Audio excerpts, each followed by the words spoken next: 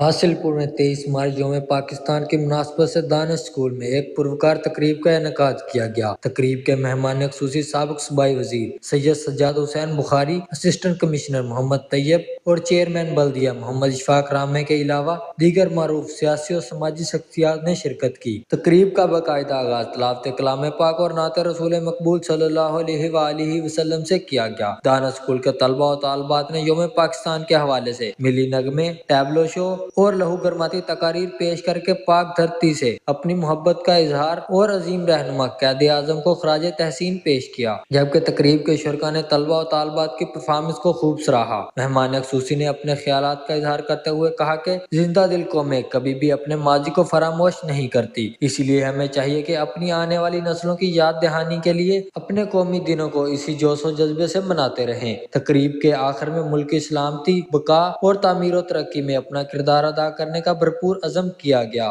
ہم لاتے ہیں ٹاپ نیوز، آپ کے فیورٹ ٹاک شوز اور انلمیٹڈ انٹرٹینمنٹ صرف یوٹیوب پر۔ اگر آپ نے ابھی تک ہمارا چینل سبسکرائب نہیں کیا تو ابھی سبسکرائب کریں اور بیل آئیکن کو کلک کر کے ہماری لیٹسٹ ویڈیوز کے بارے میں اپڈیٹ جانیں۔